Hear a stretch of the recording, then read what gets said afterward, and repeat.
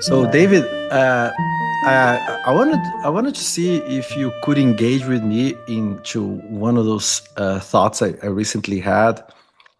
Uh, so, I wonder if it would be a good exercise for us to think about the following idea today: how a system that does not have epistemic gatekeeping, how would such a system look like? And can we decide the right incentives and for the truth to emerge or for good ideas to emerge, at least more efficiently than they're currently emerging?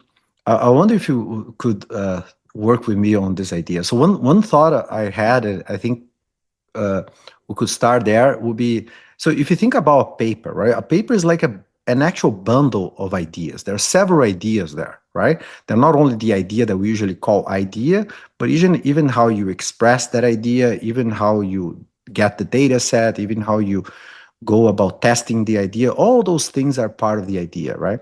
Mhm. And which of course involves collaboration with people, and those people are not necessarily the best at doing so. So, and of course, it also involves a high cost of entry because you need to create coalitions like co-authors that will have enough information about how to build this final product that we currently have, which is a paper. So one thing that we could perhaps start is how could you create a system that leads to a more modular way of creating ideas, so almost like a Lego, like we start thinking about this tiny notion of ideas as Mhm. what needs to be produced, and then you can assemble ideas in different ways to form final thoughts and final ideas, because that would lower the cost of entry. That would allow for coalitions to happen among people that don't know each other, right? That could also allow for discussions related to, like, for instance, maybe you like this idea, this tiny idea, in a particular environment, but you don't like the same idea in another environment. Things that, for instance, as you know, as a referee, there are lots of nuances there, right? So some ideas I really like about a paper, but just they offer the worst possible application of that idea, right? And Okay. I don't like the application of the idea, but I love the idea in a different context. Things like that. Things will arrive already disassembled, and then we can actually build on it instead of the other way around. Okay. So when you say you want a system without epistemic gatekeeping, we already have a system which doesn't have epistemic gatekeeping because I can write anything I want to on my website. The issue is just that nobody navigates to my website to read what thoughts I have, and and then I don't have any professional incentive to do that. So you're imagining a system. When you say a system without epistemic gatekeeping, what you mean is a system of promotion for people or career incentives for people, where if they do things which don't get a rubber stamp of approval from a journal, then they nonetheless are allowed to keep their jobs. Or you're imagining that, like, you want to change the incentive system such that people would be willing to express ideas in a form other than a polished journal article. Is that what you mean? Yeah. So, for instance, when I say a system without epistemic gatekeeping, that's the constraint. But the goal will be for, let's say, good ideas to emerge Okay. and bad ideas not to emerge as Okay. often. Like the idea Okay. that you pick the needle in the haystack more often, but Yep. also more needles end up showing up, right? Because one potential concern with the current system in academia is that there are lots of incentive schemes that lead people to do more exploitation and less exploration. So we don't know the kinds of ideas that would have existed with a system that is better than the current system Yeah. that we currently have, right? Because Yeah. it's almost like people are not tapping into a different space of ideas Hmm. because we don't have incentives to do so. Like, for instance, right now we are tapping into a system of ideas, which is how you design a system like that, where one cannot write a paper like that. First, because there's no way you can form coalitions of people that will have that will get the upper envelope, right? You get the very best person in each of those tasks that end up becoming the overall idea. Yep. So, and ideally, you would like to have a public space where those ideas can be shared and built upon. Yep. And of course, your website, you will have, first of all, whenever you say something there right now, it would already be a bundle of several ideas.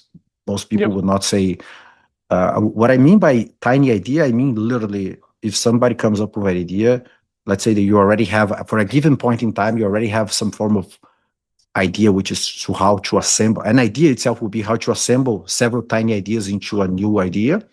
And then I just go and add a sentence. But these will, I would like to offer the following caveat or something like that. The Yeah. Yep. caveat that this will not work in this situation. That is a Yes. tiny idea. That's a very low entry cost, and it does not involve necessarily people in academia, currently in academia, to add this value, but it will be a value added. Of course, we can now discuss about how we can create incentives for people to do so. How can we create some form of reputation system, perhaps, to be the actual currency for people to get rewarded or punished based on it? Yep. And even if there is such a need for such punishments like that, so of course we know some systems like open source system in software Hmm. where something like that can emerge, but perhaps not nearly as well as it could have emerged in a system where people give more incentives. Yeah. But then you have, there are lots of systems that are fairly decentralized like that, where that which we usually take for granted. They are amazing, right? Like for instance, if you go to a Starbucks coffee shop, you do not know who participated in this whole process of building that coffee, from somewhere in Guatemala all the way to the Starbucks here in Athens, Georgia. And Yep. yet you don't know these people. These people don't know us. Those people probably don't know each other either. And yet you do arrive at a final product that is amazing. I'm not talking about Starbucks, but you see what I mean. Like, it is amazing that if I go to get a coffee there, the coffee just is there waiting for me. Yeah. And yet the system is fairly modular, right? As in, each of these people make decentralized decisions. Of course, Yep. they have to have a willingness to sell for that because they exerted effort, and we could talk about that. Each of them did exert some effort. There was some marginal cost for them perspective to build the Hmm. farms, to get the coffee and so on, right? That's Or to interesting. transport the coffee. Yeah. So in terms of thinking about it, I mean, I guess you can think of that. There is a system for accomplishing tasks, and sort of a task is a sort of sufficient statistic for doing something. So when you think about, like, I think more so than Starbucks, I think of toothpaste as being one of the great miracles of the modern economy, in that, I don't know anybody who knows how to make toothpaste, and yet everybody I know uses toothpaste every day. Um, and even the people I know, suppose there's somebody I know who knows that, like, okay, you can make toothpaste by doing baking soda and like a foaming agent and stuff like that. Even if they know that, they don't know how to make baking soda, and they don't know how to make, SLS or whatever foaming agent they would use for their toothpaste, et cetera. So, like, there are all these layers, where, and then even if you knew on some level how to make baking soda, given I have this equipment, I don't know how to make the equipment, et cetera. There are layers upon layers. But I guess there's a sense in which tasks are discretized in that, like, I can buy baking soda at the store. And so there is a discrete part of the task which is purely somebody else's problem. And then I can just sort of purchase their output. And I guess what you're sort of thinking of is that, suppose that the intellectual work of writing a paper, or of, I mean, whatever you want to think of as the output. I don't know that a paper is necessarily the right way to think of the output of academic research. I mean, I think maybe knowledge is the right way to think about the output of academic research. Um, but uh, but you're sort of proposing that, suppose we could make that modular. Suppose I could basically say, here's my idea. Here's a marketplace where I can go to the marketplace and find somebody who will provide for me the execution of my idea. Where it's sort of like, I want, here's the effect of X on Y that I would like to know, and somebody's going to provide that for me, or some producers will compete to provide that for me, and then they will compete to purchase aspects of that from somebody else. Like, I have the idea for how I could do that econometrically, but I don't have the data to implement it, or I don't have the time to actually run the regressions and clean the data, stuff like that. Is that that's the model that you were thinking of, is essentially something where you would like to compartmentalize, you would like to break down a more complicated task into a series of smaller tasks such that you can have a greater degree of specialization, comparative advantage, et cetera, involved in the production of the idea? What is that your vision, or is it something else? So I agree with everything you said. I just think that the way at least I had this intuition about why I think this could be a fruitful conversation, is because I think it handles other objectives I have, or perhaps it circumvents some kind of other restrictions I have. Like, for instance, remember this idea that you and I discussed in previous conversations, that people have different priors and we have this illusion of objectivity. We tend to pay too much attention on, because of scale, we tend to pay too much attention on certain kinds of priors. So ideally, if you lower the cost of entry, you can actually have you can do more exploration, right? You can have much more different kinds of priors to show up. And you can actually, if things are more modular, you actually can provide different forms of cooperation or coordination. Like, for instance, there are certain ideas that I have currently in the system that right now I have, that I do not know enough people that are experts, or at least that are really good in collaborating with me on those ideas. But if perhaps I happen to be lucky to be in a university that has people in my network happen to be the kinds of people that I can collaborate more easily, I get you, those ideas tend to show up. But then if those ideas tend to show up right now, they would tend to show up under specific kinds of priors and not necessarily all kinds of priors. So if you have something that is more modular, there's more flexibility for different things to emerge, coming from the lower tails and the upper tails of the distribution of priors, which I like. So that's the one thing. The other part is, I think right now we depend too much on whether there are few transaction costs on how to talk about ideas. So think about, for instance, this goes back to theory of firms, right? Why does it make sense for certain products to be made inside a firm, right? The reason, this goes back to Coase's idea, right? This idea of transaction costs. Sometimes it makes sense when transaction costs are sufficiently high for a firm to actually build the whole thing, because then it eliminates that transaction cost. It's better than for us to do this kind of modular thing, like where you build a particular aspect of the baking soda for the toothpaste, and I build the next thing and so on. So in terms of a paper, what is a paper? You could understand a paper as sort of this verticalized firm. The co-authors will be the firm where we realize that it's better to eliminate this transaction cost. Because, like, for instance, when you and I write a paper, nobody's disputing, at least in the economic system, the co-authorship is a system that is alphabetical. So it doesn't matter if I do most of the work or if you do most of the work. It doesn't really matter who owns anything, right? Because we want together. We have this system there. Of course, different fields have a more complex form of attribution.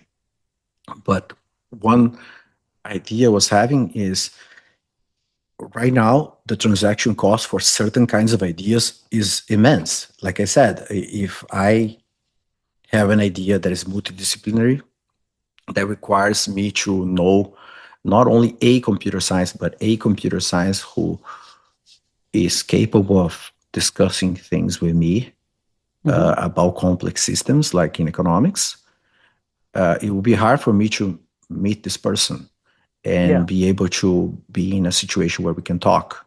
But perhaps I don't even need that person to be there, because I just put out there in the system let's call it the beginning of an idea. I don't even know how Yeah. to pose the idea, and then Yep. another person comes along and poses that idea more Yeah. precisely, and then a third person comes along and puts that idea more precisely from another perspective, so that a computer science can perhaps Yeah. understand, and then a fourth person can start tackling the idea, and so on. That modular way, it allows for perhaps more ideas to emerge. Yeah. That's my thought process.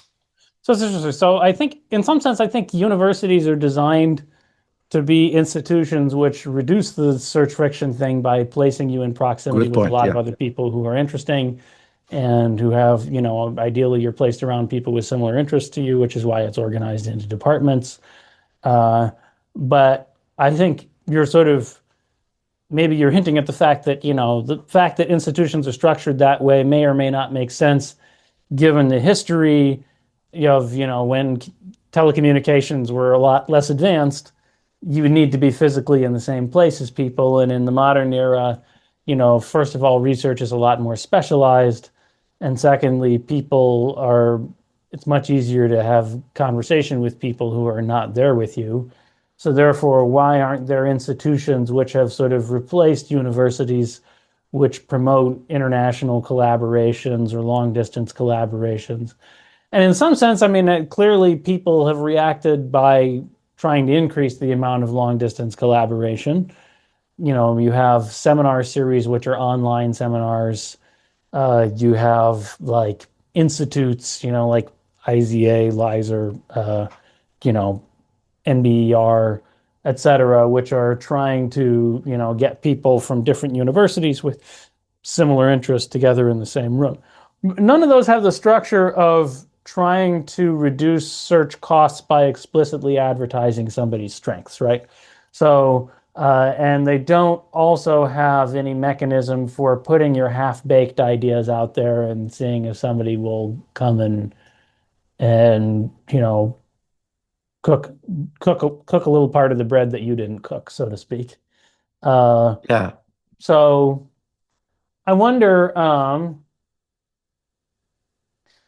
So I think the obstacle to doing something where you simply put an idea out there on a list. So I think every economist who I've encountered who is, interesting and creative has some ideas that they have which simply don't fit a journal article, but which are just sort of like, here are some thoughts I have. I think they're important thoughts, but I don't think they would fit the format of something that I could write up and send to a journal. So I keep them to myself, or perhaps maybe I might post about them on Twitter or Blue Sky or something like that. And then, so I think everybody has a repository of those ideas. And if you tried to get people to write down that repository of ideas, I think you'd have an attentional problem with people trying to sort through an undifferentiated mass of other people's ideas. So I wouldn't just want to read everything which my colleagues have to say in an unorganized way, because I'm not interested in the sorts of things that most of my colleagues are interested in. The probability that it's going to be something exciting to me is relatively small. Um, so then the question is like, what's the process of discovery where like you're gonna, I think just to respect people's limited time and attention, probably you need to have something where like you have something where people write down their half-baked ideas, but they would disseminate it to a group of people who are sort of statistically more likely to be interested in what that person has to say, let's say. I I know that you hate I any think your that sounds like gatekeeping to you, so you won't like that. But I think it would be very yeah. difficult to create engagement without that, and it No, but doesn't really reduce the friction unless you're actually I do understand your concern. I matching do people understand to your each concern. other. Yeah. I don't think I don't like the solution of your concern, but I do agree that this is a concern. So one way to think about this is that sometimes I wonder to what extent what you just said is the actual problem, just because here you are a person who usually has very good ideas, is very open-minded to have ideas, and therefore in that new system you'll be the kind of person that probably would spend an inordinate amount of your energy onto the beginning idea process. Yeah. Yep. And you perhaps don't have enough empathy about the fact that there are some other people that have comparative advantage on reading somebody else's idea and being the second person, being the person that bridges that idea to the next person, or building the idea with some other ideas, or collecting patterns and connecting other ideas. This is the thing about the modularity that matters for me, because right now we have a system that there's almost like a very small number of co-authors that can exist in a paper, when in reality you could actually create any bundle of idea that we usually would call a paper could have been created among several different agents. And by agents, I don't mean necessarily only people, but also AI systems now, where you could actually create a system that provides all these little So you want like little a wiki Legos, paper. little You want a wiki Legos, yeah. paper where like I have a bunch of papers posted on a website and I start writing a paper and it's got some of my ideas in it. I write my name on the paper and then I write an outline of what things need to be done next. And then somebody can read the paper and say, oh, this seems like an interesting start of the paper. Here's what I think should go next. And I start writing in the paper after that. Right? I mean, something like Uh, that where there's sort I of like like, that. I like this analogy. The thing that is missing in the Wikipedia kind of system is that the same idea you had could be used for several different other ideas, big ideas, right? yes, yep. And so the modularity of it matters, I think. Mm-hmm. And it's not only the same idea you had. Perhaps I had an idea. Let's say I'm the 10th person in the stage of your idea. So I'm the Yep. 10th person. I was able to glue the bundle of 9 ideas that happened before into the potential. I created a way to connect this to other people in another network that would see now the importance of that idea to somebody else, to a particular group. And that is an idea per se, right? But that idea per se there could be some, that idea itself could be an interesting Lego piece that could be used in the 50th in the 50th step in another idea out there, you see? Yeah. And so the key idea here is, so I think there are a few ideas, right? One is lower the cost of doing that, because like you said, like the reason why you and I know of people who have ideas that are not into papers, part of the reason is that they voluntarily tell us these ideas. They literally tell us out of nowhere those ideas when we are having a beer with them, right? So part of the reason they are doing that is in part because it's really low cost to tell this idea. The concern, though, which is a good thing, right? But the concern is that I was the only one hearing that idea. And it's possible that the person who is currently hearing is not, it's very possible. It's like a probability, essentially one, that the person who is hearing that idea is not the very best person to hear that idea right there at that stage, you know? Yep. And right now we don't have a system that more efficiently broadcasts these ideas broadly, so that we get to pick this upper envelope of the very best to go to the next step and the very best to go to the next step and so on. And again, it's in a modular way for several different ideas. And part of the reason you kind of alluded to indirectly is we also, I think it's a normal thing that because our rewarding system right now involves publishing papers, a lot of people might withhold information. So it will be interesting to understand how can we incentivize people to actually provide that information, particularly when it's an information that is good. Similar to, for instance, it's almost like one connection I just made here is the idea of a movie critic, right? So one other task will be to provide some form of seals of approval about either an idea or some form of bundle of ideas. Like, for instance, it's right now we have this seal of approval of like a journal, but in principle, you can have any person could have a seal of approval, and over time, you may actually see that some people start specializing as being very good critics of ideas, Yeah. uh, and provide seals of approvals. And which is, I kind of reminds me a little bit of the idea of upvoting in places like Quora or things like that. But of course, Yep. it's more complex, right? Because the upvoting idea, it in my opinion, it creates the illusion of objectivity because there's only one dimension to go up or down. When in fact, like I said, things are getting way more complicated here, right? Because some ideas are really good when attached to a given environment, and the same idea is really bad when attached to a different environment, right? Yeah. So in terms of thinking about, so when you're talking about like a technology, you're thinking about like when you were saying something like, what's the probability that I'm the very best person to be listening to the idea that somebody shares with me? Um, there, what you're missing is a technology for matching people to each other or matching people to ideas. And so obviously there's an extent to which the reason why the idea is being told to me is because I'm physically here. So essentially there's a physical barrier to talking to the person who you want to talk to.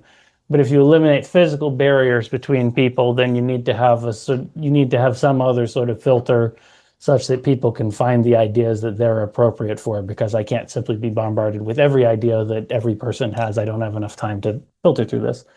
So what do you think would be the right way to filter? I mean, what do you think would be the most promising ways to filter? Is it to post ideas in something like, JEL codes where you have some hierarchical structure to ideas and you let people find ideas which seem related to them? I mean, I know that your preference, so let me back up for a second and sort of talk about objective functions for a good uh, scientific system. So you can think about like science as having two types of goals which it might have. One is that you'd like to promote creativity and generating ideas which otherwise people wouldn't have thought of. So maybe you think of the role of science is to come up with ideas that people had never had before. And then the other role of science, you can think of it as being narrowing down ideas. So people have different ideas, and then it's our job to say, well, A and B are wrong, C is consistent with the data, something like that. So it seems like the structure of what you would want probably depends a little bit more on whether your view of science is come up with more hypotheses or narrow down an existing set of hypotheses to be something I to figure out actually, which of those are I, false. I like I like the way you're thinking, but I wouldn't necessarily say that is only one or the other, right? Yeah. The so let's say that if the goal is learning, Okay. any learning or any optimal learning would involve some kind of trade-off related to exploration and exploitation. So exploration will be for you to perhaps come up with some uh, seeds of ideas out Yep. there in areas of the space that might be hard to even think about. And then explore exploitation, which of course is extremely important, right? Exploitation involves making things more precise, but also involves what we currently call engineering, right? Or creation of technology.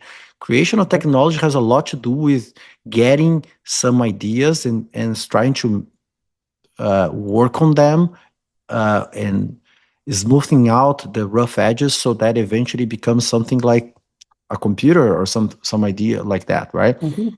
So I think we are. I think the incentive schemes are particularly tilted towards exploitation, Mhm. which of course I understand the importance of that, but we also don't understand the counterfactual world of how much we could have achieved as society if we had more exploration as well. And I think it's fair to say, as an academic myself, I don't find, and I this is part of conversations I had with other academics, not only in economics but in other fields. We all don't feel incentivized enough to broadcast our half-baked ideas when our half-baked ideas cannot be put into a single known axiomatic set that is currently already in vogue.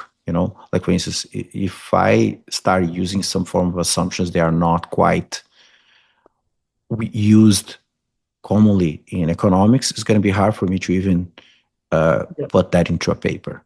So hence the issue of lack of work in multidisciplinary topics in the world. But more and more so, I think important questions become what we call multidisciplinary, because as the world is getting more complex, each one of us, because our bandwidth is limited, we're spending a higher proportion of our time on some specific narrow set of topics and subfields and so on. So it's harder for each one of us to actually make connections that are hard to make. And of course, we could use AI and other processes to help us with that, but I think we could, in principle, use a system where any agent, human beings or not, could actually figure out ways of building bridges to those ideas. And I think we could create a system where there will be some form of currency there, where the price should go up. To reward the price of a given task should go up whenever a task is particularly demanded. Like for instance, imagine if some bundle of ideas are out there, two bundles of ideas are out there, but they need a bridge. And if they need if that bridge is created, we're going to create something that is amazing. Yeah. Ideally, the price should go up for whoever tries to add value into the creation of that bridge. Again, I don't mean marginal to say product, basically. Yeah. Exactly. I don't mean to say that only one person will create that bridge, because like we're saying, it has to be modular so that it will be just an incentivized. It's almost like you're kind of signaling people, hey, more work needs to be done in this area, similar to what we do in any market economy, right? Whenever something is missing and is extremely valued, prices go up, and therefore producers start diverting some of their attention towards producing that thing. Again, it's complicated, but I do think that, at least as far as my capability of introspection can go, I think something like that will be a valuable way of looking at how ideas should emerge. Yeah. So what sorts of technologies do you think can help with it? So, I mean, you sort of mentioned AI. One could imagine something where, like, I show Claude all my papers and my half-baked ideas, and I give Claude a description of my strengths. And then if there were a database which were searchable, where other people had uploaded similar stuff about themselves, you could say, read everybody else's profile and tell me which profiles seem closer to mine, right? Basically something where, assuming that compute is inexpensive, then you make the cost of search a little bit lower. Is that the sort of thing you have in mind, or what sorts of things do you have in mind? Or, I mean, you may not necessarily have something in mind, which is why you want to ask me about it. It's because you're part of the idea, but not necessarily the next part. Exactly. So I absolutely believe that. So that's in part why I wanted to broadcast stuff like that and have a YouTube channel like that, because I absolutely think that the person who usually has the incipient idea is not the very best person to carry the torch to the next stage, let alone the person who answers the question. Yeah. But the way I would think about this would be that there are two ways of incentivizing people to do things. One is to, let's say, pay them up for those tiny ideas they have. Like whenever I add a caveat, I'll get some currency. Yeah. from adding the caveat based on the added values, almost like similar to how patent systems may be created in a very sophisticated patent system could be created like that. I don't think that's sustainable though, because I think people, you know very well, because any academic would understand what I'm going to say now, which is the transaction cost of attributing an original idea to someone is immense, right? Like the time, oftentimes I come up with an idea that, practically speaking, I came up with the idea myself, but then I find out that that idea could be construed as something that happened 20 years ago. And the work that is necessary for me to actually go back to that work 20 years ago that was written in a completely different language. They themselves clearly never thought about that use of that idea into my setup. Yeah. The work that involves me going and doing that, it sounds counterproductive, right? Because it feels to me like, sure, like what if I, in my paper, just say, okay, I don't care. This is not my idea. I don't care. Just give it away. This is somebody else's. I'm fine with that. I just want to move on with this idea because I want to assemble this to create something else. I'll be fine with that. But in papers, there is an overall social norm that you need to do all this work that feels, at times at least, it feels counterproductive. Yes. So instead there's also a fair amount of time spent in academic careers on, planting your flag on contested land. I mean, like the fact that Diamond and Dybvig won the Nobel Prize for a model of bank runs. It's like, okay, the exact mathematical model that they wrote down is new, or was new at the time. But like, everybody knew how bank runs worked for decades before that. So like, I don't think their model really added that much insight. It's a perfectly nice model, but like they were successful. They made successful academic careers. I mean, I'm not commenting on the rest of the stuff they did. Yeah, the way I would. They made successful academic careers out of basically planting their flag in a particular place. The way I would say that, I definitely agree with what you're saying. Is just that the way I would say that to, I think, be a little bit more charitable is that all these ideas are valuable. Yes.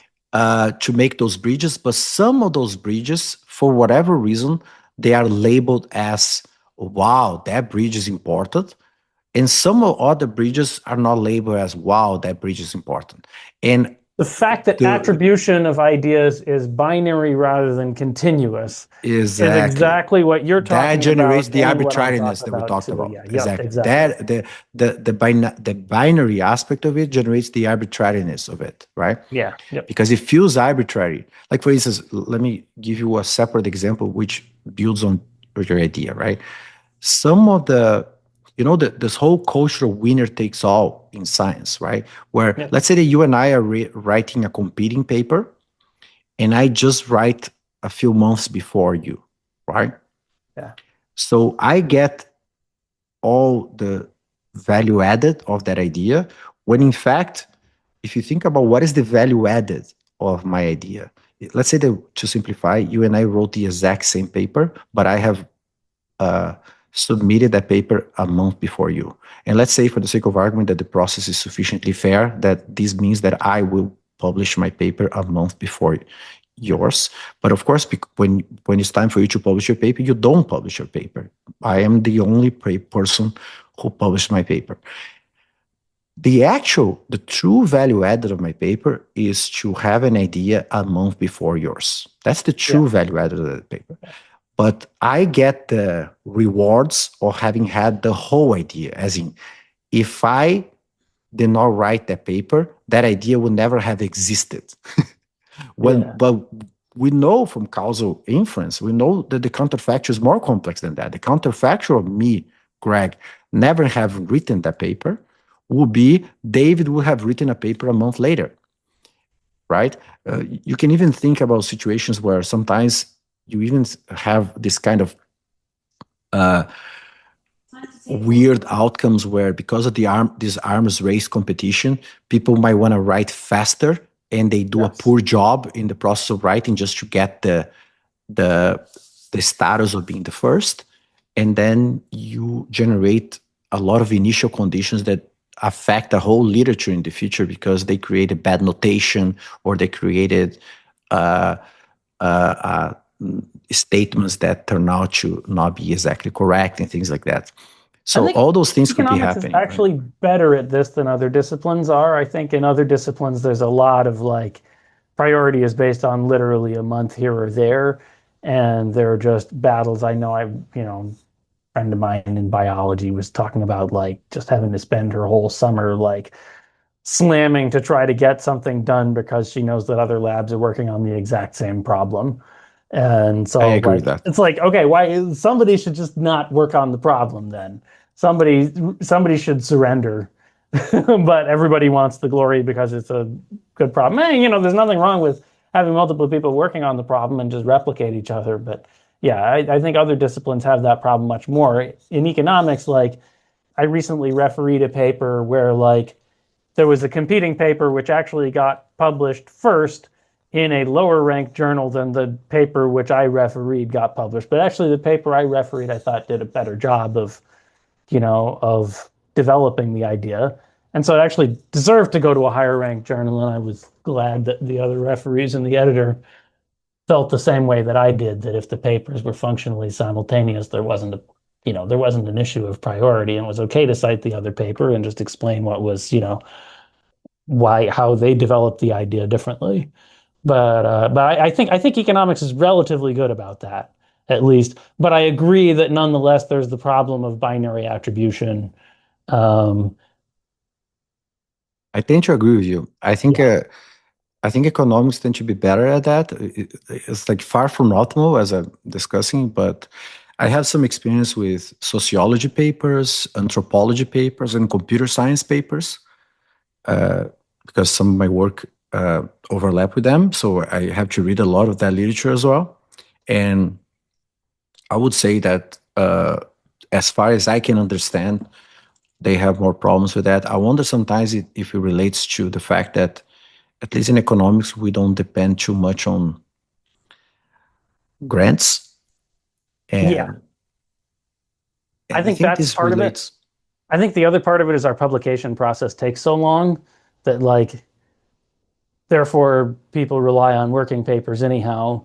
And working papers, like everybody knows that there's not like when you release your working paper just depends on, details of when you feel comfortable putting your draft online. It's not like in a lab science where you would get a result and then write it up immediately and it's super quick to write it up what you did and then you just report what you found. There's enough haggling over whether what you did was appropriate, and then you have to go back and change your analysis, et cetera. That it's just it's a fuzzier line of when the work was quote unquote actually done, and when the work gets published is a function of like when the referees get around to reading the stuff. So yeah, I think that's probably part of it in economics. So let me frame what you just said using the language that we've been discussing in previous conversation and also this conversation. I Okay. think what I like the most, if you if I want to pinpoint one thing I like the most about this new system that we're suggesting here, would be that, as you know, based on the discussion that we had before, a key concern I have is the idea of compressing information too fast, right? You're compressing information when, in fact, in the future, maybe 20 years from now, you would like to know a lot more information that you could have used if publication was not as compressed. And I Mhm. think what this more modular way of publishing ideas would do is that it would slow down the compression substantially, right? Because you would keep things like as a sandbox for eternity. You can have any idea out there as a potential Lego piece that you could use in any way, shape, or form you want. And it's almost like you are trying to minimize the compression in that sense. I think part of the problem, for instance, it happens all the time with papers with me, which is I like certain ideas inside a paper, Mhm. but then I really don't like certain other ideas inside the paper. And again, paper is a bundle of ideas, but one of these ideas may be amazing, right? So perhaps the reason why that paper did not get published very well was because several of the other ideas turned out to be bad. And now I need to use the specific idea of that paper that turned out to be amazing. And that idea itself, if it was that idea itself was published in a journal by itself, it will be published in the top journal. But now I need to cite that paper when I want to use just that idea, the good part of the whole paper. And there will be a reputation problem, right? Because when I cite that paper, people may, what are you saying? You're citing this uh, paper from a journal that I don't even know the name, right? The other way around happens. There are papers published in the very best journal that the reason it was published in the very best journal is because one of the ideas was amazing. But now people start using ideas that suck from that paper and saying, oh, it's an econometric paper, like the best journal of economics or something like that, right?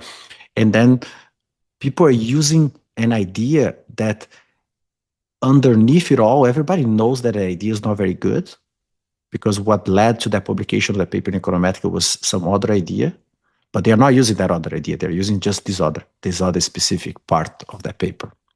So all those things is like a lack of loss of information, right? Because compressions happen too fast, when in fact, if data is to be used in the future by any aggregator system, we can call AI as an aggregator system, but we can call perhaps even a human being, perhaps. If data is to be used later on this, it's good not to compress too much, right? Yeah. As the input, you mean? I mean. Yeah. I've never had any pushback against me citing a paper which was in a low-ranked journal. Has that ever happened to you? That's happened to you? You don't have a pushback, right? But you have, there are People lots of things that ballpark you your don't paper. observe. You can get rejected in a paper for things like, I don't think it's a good fit for a top journal. And you don't know what went into the referee or the editor's decision of that. And part of that could be just the fact that they look at the reference of the papers you're citing, and they realize. So one typical thing that happens among empirical people, I think, is that if you ask a question, let's say that there's a question out there that is very important, but thus far all the methodologies to answer the question are terrible. All these papers will be published up until now into a very bad journal, let's say. But then you come along and for whatever reason, you come up with this amazing identification strategy to answer the exact amazing question. You're going to be, when you talk about your literature review, you're going to be only citing papers that are cited in very bad journals. And a referee might just say, it doesn't look like your question is very important. After all, it has been published only in bad journals. Yeah. When in fact, your question has been published in bad journals just because of the identification strategy they had was not very good. They could only do correlation or causation. And you come along perhaps and you try a much better identification strategy on the same question. And yes, that should be published in a top journal, but there is lost information in this compression. So essentially the remark you're making is that, here, let me rephrase what you're saying in a way which I think is an accurate description of the journal system, which is that a lot of the decision that referees and editors make is, rather than asking themselves, is this paper good or not good, they ask themselves, does this paper resemble the sort of paper which publishes at a high-ranked journal versus resembles a paper which publishes at a low-ranked journal? With the distinction there being that making a judgment about whether the paper is good or not requires them to decide for themselves what is the basis for believing that this is an important question or not. What is the value of answering this question, and then decide for themselves what is the degree of uncertainty beforehand, and how much do I resolve it after I see this evidence.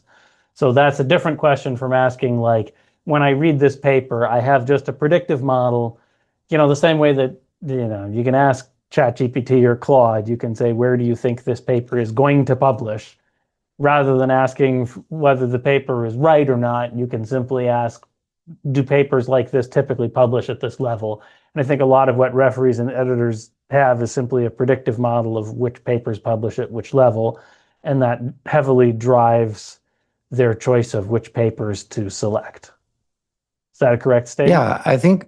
And so essentially, if you put in I the reference list a bunch of papers which published at low-ranked outlets, you establish in their predictive model that papers which ask this question tend to publish in low-ranked journals. Therefore, my prediction is that this paper would publish in a low-ranked journal too. Therefore, it's not a good fit for a high-ranked journal. I think your description is an accurate description of how some people might make decisions on this.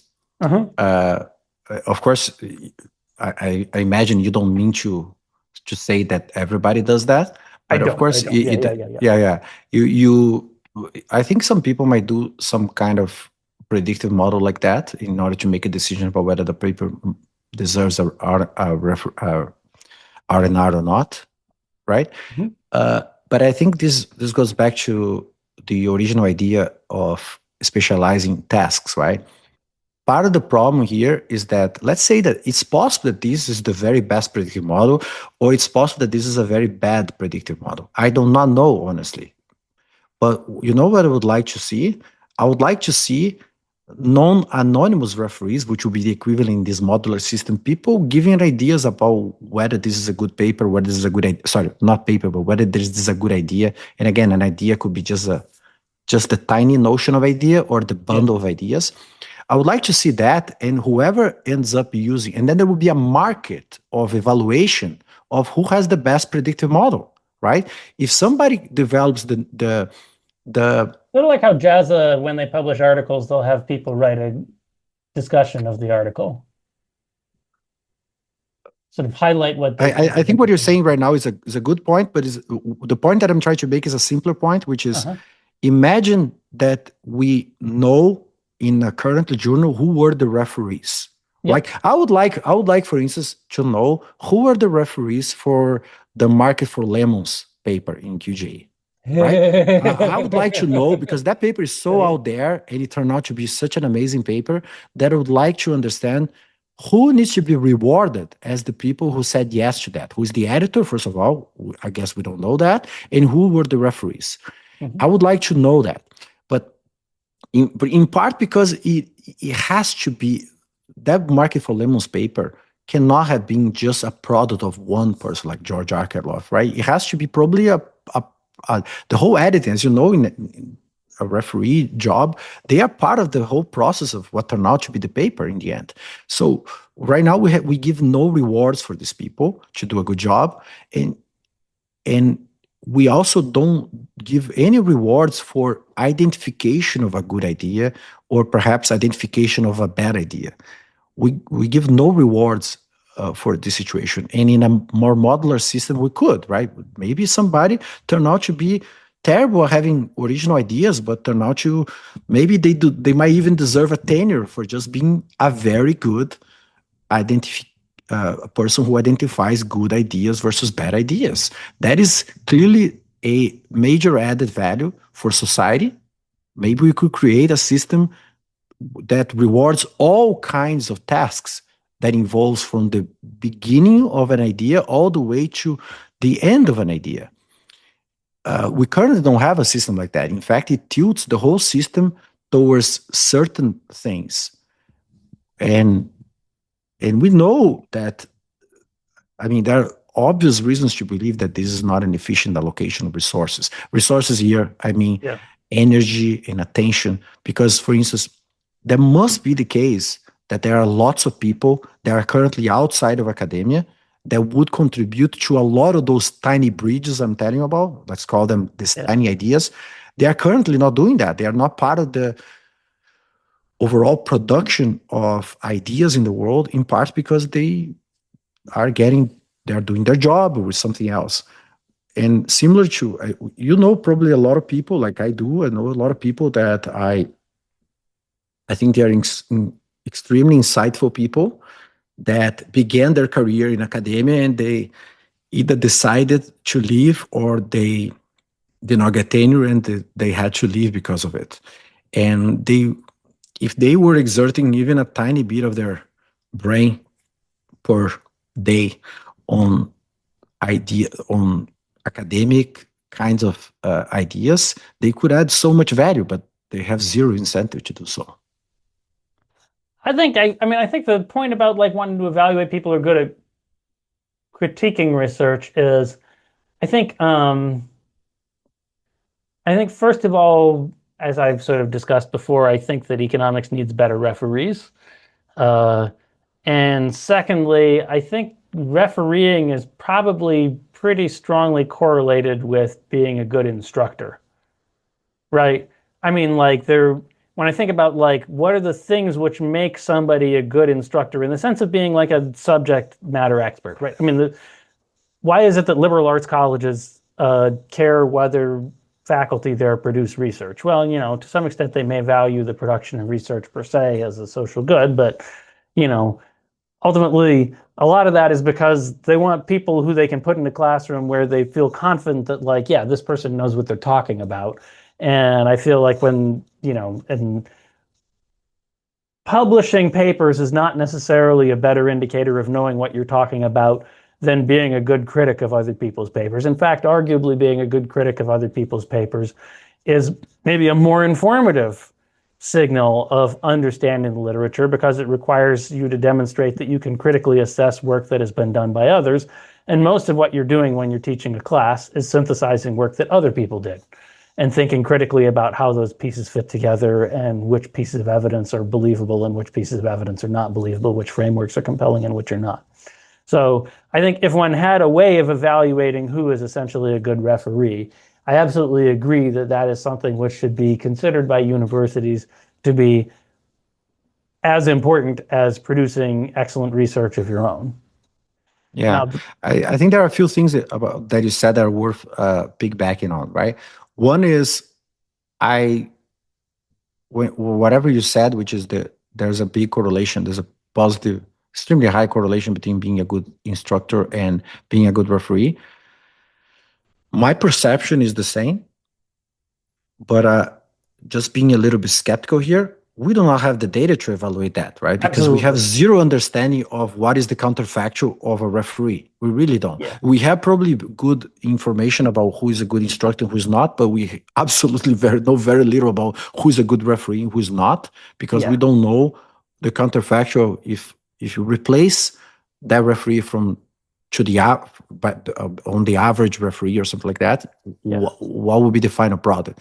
And again, all those things, you can have much more of an experimentation, much more data on that if you had a more open system like the one we're talking about, right? Mm-hmm. Where the good movie critics emerge. And again, it could be even more complex. You create almost like an infinite number of potential coalitions, right? Imagine, for instance, in causal inference, imagine if we create the seal of approval of QJE and the seal of approval of JPE, all these top 5 journals of econometrics, all those top 5 journals in economics, right?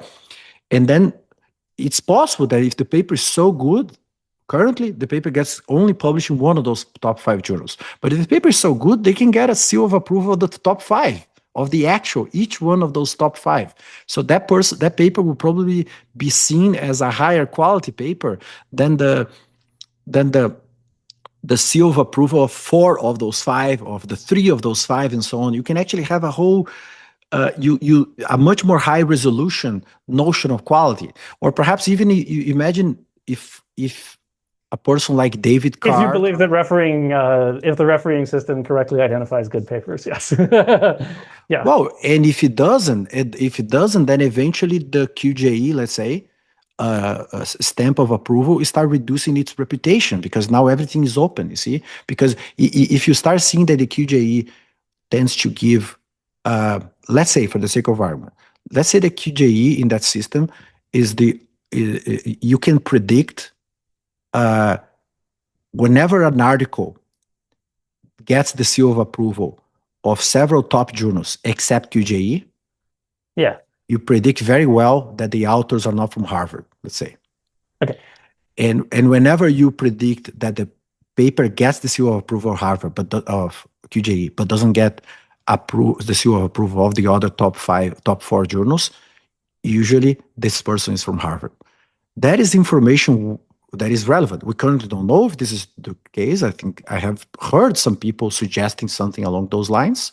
I have in bar my conversations. criticism, yeah. But it's possible that it's not. It's possible that it's just some ideas in people's mind. There is no anchor to reality whatsoever. But we currently don't have data to even test this hypothesis, right? So my concern is precisely the thing that, like, I don't think people in general are very good at detecting paper quality in the sense of like believability of results. I mean, this again comes back to my paper about whether better journals publish better estimates, where we found that they don't publish more accurate estimates of meta-analytic parameters. So that suggests to me that, like, having the stamp of approval of, like, I agree that, like, having the stamp of approval from all top 5s would indicate that this is like a super publishable paper relative to just getting in at the AER only versus getting into a lower ranked journal. I absolutely agree that would capture a greater intensity of preference on the part of referees for that paper. However, a greater intensity of preference by referees for that paper does not necessarily reveal that the paper is good. And I think the issues with sort of like, if suppose we wanted to evaluate referees, you could say something like the editor can comment on whether the referee did a good job, or the authors can comment on whether the referees did a good job. I mean, actually, maybe that might be the best system of all, because I think authors are probably the best position to be able to tell whether a referee understood the paper or not. So I don't know, maybe it would be a good thing to get authors' feedback on referees. Now, the problem with that is if you have an actual incentive for referees, then clearly they have an incentive to say nice things about the paper, because authors are usually happier with being told that their paper is good than with being told that so paper is bad. We could go into that. But I would still like to keep the idea less local and more like, let's design an overall system that is different. Because right now, if you think about where we currently are, yes, I think some ideas like that are very helpful. But I do think that the idea of understanding papers only as bundle of ideas and not ideas in a more modular in a modular way, I think this is a key problem. So the going back to what you recently said, like for instance, part of the advantage of modularity is exactly because now you don't need the referees to be the same as the producers of information. You can have a completely different specialization, right? Like it is not clear to me that the kinds of people that have the best ideas are the same as the kinds of people that judge ideas whether they're good or not, or they build bridges in a better way and things like that. Like for instance, I do know that the kinds of people that are good directors of movies, they don't need to be necessarily movie critics. They are very good. In fact, there are discussions about that, right? So those things are. The world is full of comparative advantage. So, and also even, I mean, I'm deliberately talking about comparative advantage and not absolute advantage, because it's possible that the best directors of movie are actually the best critics of movie, but there's a lot more value for them to be had in being a director of movie. So we should not force them to be critics of movie, because the opportunity cost is just too high. So it's the same idea, right? Like in principle, you could actually add a lot of value if you allow for people to specialize and create their own reputation unit. And then in the future, this matters, right? Because in the future, you could actually have, for a given bundle of ideas, the same way as for a given person, you can actually have a full vector of indices that will be high or low based on accuracy. That will be high or low based on importance.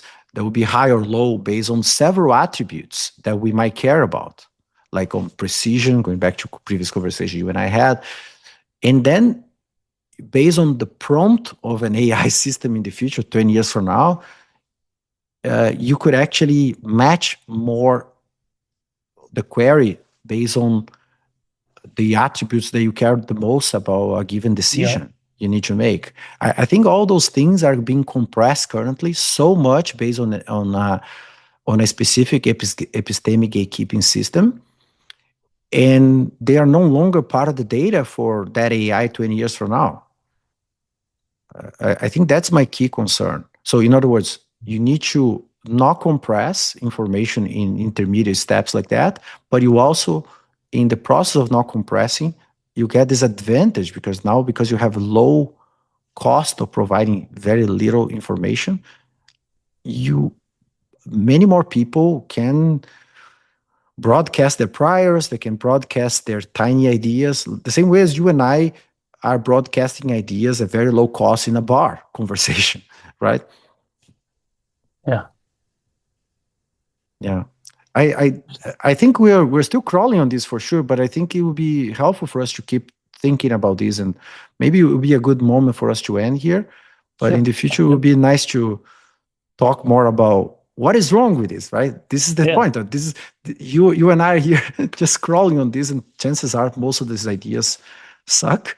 So what are we missing? It's interesting. It's provocative. Yeah, it's provocative. Yeah, exactly. Yeah. Okay. Sounds good, my friend. Yeah. Good talking to you. See you soon. See you soon.